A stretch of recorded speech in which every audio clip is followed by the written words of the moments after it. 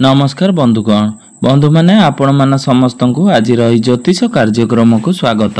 आज ज्योतिष कार्यक्रमटी सिंह राशि व्यक्ति विशेष मानक पई बहुत गुरुत्वपूर्ण अटे, बहुत ही खास अटे। कारण देवता मानकर गुरु देवगुरु बृहस्पति दीर्घ 1 वर्ष पर निजर राशि परिवर्तन करने को जाउछंती। वृष राशि बाहरी मिथुन राशि को प्रवेश करने को जाउछंती। तो 15 मई 2025 को गुरु निजर राशि परिवर्तन करिवे। तो गुरुंकर एही महापरिवर्तन आपण मानकर जीवन रे केउ सब परिवर्तन मान आनिबो, गुरुंकर एही राशि परिवर्तन फल रे आपण मानकु केउ सब फलाफल मिलिबो, से विषय रे आज वीडियो रे आमे माने विस्तार भाव रे आलोचना करिबा। गुरु आपणकर केउ भाव को आसीबे एवं केउ सब भाव उपर को गुरुंकर दृष्टि रहिबो एवं जेउ सब भाव उपर को गुरुंकर दृष्टि रहिबो, एहा फल रे आपणकर जीवन रे जेउ सब परिवर्तन मान हेबो, आपणकु जे केउ सब फल प्राप्ति हेबो, से विषय रे आज वीडियो रे आमे माने जानिबा। तेबे बंधु माने आपणकर राशि रे शनि अढ़ई मध्य आरंभ होई सारिची, जहा कि 29 मार्च ठारू आपणकर राशि रे शनि अढ़ईर आरंभ होई सारिची एवं वर्तमान गुरुंकर राशि परिवर्तन हेबाकु जाउअछि। तो बंधु माने गुरु आपणकर दशम भाव रे विराजमान थिले एवं 15 मई को गुरु आपणकर दशम भावरु बाहरी आपणकर एकादश भाव को चलन करिवे। तो बंधु माने वीडियोटी को आगो को बढ़िबा पूर्वरु जदि आपण मानकर सिंह राशि होई थाए तेबे वीडियोटी को स्किप न करी थरे मात्र शेष पर्यंत निश्चिंत देखंतु एवं वीडियो को गोटे लाइक करी चैनल टी को सब्सक्राइब कर दियंतु। आपण माने जदि सच्चा हृदय रे ईश्वर को भक्ति करूथांती विश्वास करूथांती तेबे भक्ति एवं श्रद्धार सहित कमेंट बॉक्स रे जय मां लक्ष्मी अवश्य लिखि दियंतु। तेबे बंधु माने आसंतु आरंभ करिबा आज रही कार्यक्रम को, जहा कि जन्म राशि एवं चंद्र राशि उपरे संपूर्ण आधारित अटे।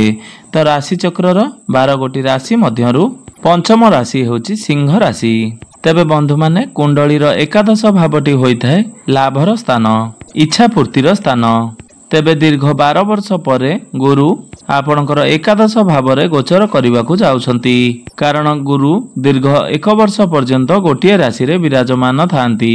तेबे गुरु जेतेबेले आपणकर एकादश भाव रे गोचर करिवे तो गुरुंकर दृष्टि आपणकर तृतीय भाव, पंचम भाव एवं आपणकर सप्तम भाव उपर को रहिबो। तो बंधु माने गुरु जेतेबेले आपणकर राशि रे एकादश भाव रे गोचर करिवे तो आपणकर इच्छा शक्ति रे वृद्धि आसीबो। आपण बहुत बड़ बड़ कथा चिंता करने को लगिबे, आपण बहुत बड़ बड़ स्वप्न देखा लगिबे एवं निश्चिंत भाव रे आपणकर समस्त इच्छा एवं मनोवृत्ति पूरण हेबो एही 1 वर्ष मध्यरे। कारण सिंह राशि पई गुरु हेउचंती कारक ग्रह। कारण गुरु हेउचंती आपणक कुंडलीर पंचम भावर अधिपति एवं पंचम भावर अधिपति होई गुरु आपणकर एकादश भाव रे गोचर करिवे एवं पुनर्बार आपणकर पंचम भाव को दृष्टि देवे। तो गुरुंकर एही राशि परिवर्तन निश्चित भाव रे आपणक पई शुभमय रहिबो। तेबे सबुठारु बड़ कथा होची सिंह राशि व्यक्ति विशेष मानक पई एहा आपणक प्रेम जीवन पई अधिक शुभ फल प्रदान करिवो। दीर्घ दिन धरी आपणकर प्रेम जीवन रे बहुत समस्या देई गति करुथिले। आपणकर प्रेम जीवन रे जहा भी किछि समस्या चालुथिला, आपण दुई जनक मध्य रे जहा भी किछि डिस्टर्बेंस रहुतुला बा जहा किछि समस्या थिला से सबु वर्तमान सुधार आसीबो। आपणक मध्य रे जदि कथावार्ता बंद होइथिला बा ब्रेकअप आदि होइथिला एवं पुनर्बार आपण दुई जन कथावार्ता हेबाकु लागिबो एवं पैचअप हेबार संभावना बनुअछि। आपणक मध्य रे भल पाइबा बढ़िबो एवं अंडरस्टैंडिंग ठीक रहिबो। आपण दुई जनक मध्य रे फीलिंग्स भल रहिबो। तो बंधु माने आ गोटे बड़ कथा होची जेहेतु आपणक राशि रे शनि अढ़ई चालू अछि तो सबुठारु गुरुत्वपूर्ण कथा होची आपणक निजर जन्म कुंडली रे शनिंकर स्थिति किपरि रहिछि। जदि आपणकर जन्म कुंडली रे शनि उच्च स्थिति रे रहिथांती बा स्वगृह रे रहिथांती बा बहुत भल स्थिति रे रहिथांती तो शनि अढ़ई आपणक पई वरदान सदृश्य रहिबो। आपण रंकरु राजा मध्य बनी जाई पारंती। एही शनि अढ़ई रे गुरुंकर राशि परिवर्तन सहित आपणकर जीवन रे एक सकारात्मक परिवर्तन देखिबा पई पाइबे। मात्र जदि आपणकर जन्म कुंडली रे शनि नीच स्थिति रे रहिथांती, शत्रु गृह रे विराजमान थांती किंबा कोनोसी खराब स्थिति रे रहिथांती तो आपणकर स्ट्रेस बढ़िब। आपणकर परिवार रे समस्या देखा देबो। कार्य क्षेत्र रे आपणकर कार्य भार अधिक रहिब। तो गुरुंकर दृष्टि आपणकर तृतीय भाव उपरे रहुछि। तो कुंडलीर तृतीय भावटी होइथाय छोट छोट भ्रमणर भाव, साहस एवं पराक्रमर भाव। तेबे एही एक वर्ष मध्य रे आपण जेउ सब छोट छोट यात्रा करिवे ताहा आपणकु शुभ फल प्रदान करिवो। एथिरे आपणकु लाभ प्राप्ति हेबो। एही एक वर्ष मध्य रे आपण ऑनलाइन रे अधिक समय बितेइबे। जदि आपण कोनोसी सामाजिक कार्य करूछंती किंबा ऑनलाइन सहित जड़ित आपण कोनोसी भी कार्य करूछंती किंबा आपण छोट छोट यात्रा रे जड़ित कार्य करूछंती बा आपण ट्रैवलिंग रो कार्य करूछंती, आपण टूर एंड ट्रैवल रे कार्य करूछंती बा ट्रांसपोर्टिंग रो कार्य करूछंती तो ए सबुरे आपनकु निश्चिंत भावरे शुभ फल प्राप्ति हेबो। यह व्यतीत कुंडलीर तृतीय भावटी होइथाय पाख पड़ोसीर भाव। तो यही एक वर्ष मध्य आपणकर पाख पड़ोसी सहित संपर्क भल रहिबो। यह परे गुरुंकर दृष्टि आपणकर पंचम भाव उपरकु रहुअछि एवं गुरुंकर दृष्टि आपणकर सप्तम भाव उपरकु रहुछि। अर्थात आपण जदि प्रेम करूछंती आपणकर प्रेम विवाहर रूप नहीं पारे।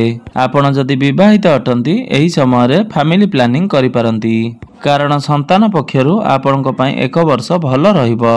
यह व्यतीत जदि आपण अनमैरिड अछंती बा विवाह होई पारु नाही बा आपणकर विवाह रे कोनोसी प्रकार समस्या आसुथुला तो ही एक वर्ष मध्य रे आपणकर विवाह होई जाय पारे। जेहेतु गुरुंकर दृष्टि आपणक कुंडलीर सप्तम भाव उपरकु रहुछि तो आपणकर विवाह जोग खोली जिवो। तो जदि आपण विवाह करि सारचंती तेबे आपणकर वैवाहिक जीवन सुखमय व्यतीत हेबो। एहा व्यतीत पंचम भावटी होइथाय शिक्षार भाव। तो जे माने विद्यार्थी अटंती सेमानक पई गुरुंकर ही राशि परिवर्तन बहुत शुभ फल प्रदान करिवो। आपण शिक्षा क्षेत्र रे बहुत अधिक उन्नति करिवे एवं शिक्षा क्षेत्र रे आपण जदि किछि प्लानिंग करूछंती तो सेथिरे मध्य आपण सक्सेस हेबे। तो जदि आपण उच्च शिक्षा करिवा पई मनस्थ करिथिले तो सेथिरे आपणकु सफलता प्राप्ति हेबो। तो गुरु हेउचंती ज्ञानर कारक ग्रह। तो आपणक मध्य रे ज्ञान बढ़िबो, बुद्धि बढ़िबो। तो आपण जदि गवर्नमेंट सेक्टर रे प्रिपरेशन हेउचंती तो सेथिरे आपणकु सफलता प्राप्ति हेबो। तो आमे जदि मोटामोटी भाबरे देखिबाकू जिबा तो गुरुंकर एही राशि परिवर्तन आपणक पई शुभ फल प्रदान करिवो। तो गुरुंकर दृष्टि आपणकर सप्तम भाव उपरकु रहुछि। कुंडलीर सप्तम भावटी होइथाय डेली इनकम रो भाव, आपणकर पार्टनरशिप रो भाव। तो सिंह राशि रो व्यक्ति विशेष माने जे माने डेली इनकम रे कार्य करूछंती सेमानक पई गुरुंकर एही राशि परिवर्तन बहुत अधिक भल रहिबो। एहा व्यतीत जदि आपण पार्टनरशिप रे कार्य करूछंती किंबा करिबा पई चाहुचंती तो सेथि पई आपणक पई समय बहुत भल रहिबो। एहा व्यतीत जदि आपण कोनोसी ऑनलाइन कार्य करिबाकू चाहुचंती जेपरि कि यूट्यूब, इंस्टाग्राम, फेसबुक ए सबुरे जदि आपण कार्य करंती तो सेथिरे आपण सक्सेस निहाती हेबे। एहा व्यतीत आपण जदि दीर्घ दिन धरि कोनोसी जिनिस किणाकिणी करिबाकू चाहुतिले मात्र ताहा आपण किणी पारु नथिले तो वर्तमान आपण एही एक वर्ष मध्य रे सेही जिनिस किणी पारिबे, कारण गुरु आपणकर समस्त इच्छा गुड़िक पूर्ण करिवे। तो गुरुंकर एकादश भावरे गोचर फल रे आपणकर समस्त स्वप्न बा इच्छा पूर्ण हेबो। आपण जदि कोनोसी लक्ष्य पर्यंत पहुंचीबाकू चाहुतिले बा आपणकर कोनोसी गोटिए गोल थिला जाहाकू आपण अचीव करिबा पई चाहुतिले एही एक वर्ष हेउची आपणक पई सुवर्ण सुजोग। आपण निजर इच्छा बल रे बा समस्त चेष्टा बल रे समस्त लक्ष्य रे पहुंची पारिबे। तो बंधु माने आपण मानक पई प्रतिकारर तो कोनोसी आवश्यकता नाही, किंतु अधिक शुभ फल प्राप्ति करिबा पई आपण किछि उपायर पालन करि पारिबे। तेबे जेहेतु आपणक राशि रे शनि अढेईर चालू अछि तो आपण शनिंकर प्रतिकार स्वरूप आपण प्रत्येक दिन शनिदेवंकर बीज मंत्रर जप 108 थर अवश्य करंतु। तो जदि आपणक कुंडली रे शनिंकर स्थिति खराब रहिछि तो प्रत्येक शनिवार दिन आपण दुखी दरिद्र माननकु किछि कला वस्त्र दान करंतु।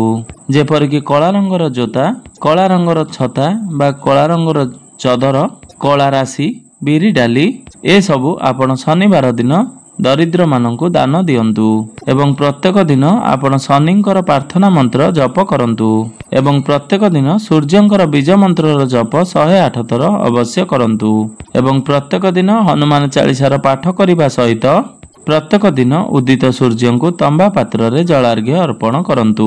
निश्चिंत भाव शनिंकर दुष्प्रभाव आपणक उपरु कम होइजिबो एवं आपणकु अधिक शुभ फल प्राप्ति हेबो। आपण देखिबे शनिंक ठारू आपणकु शुभ फल प्राप्ति हेबो।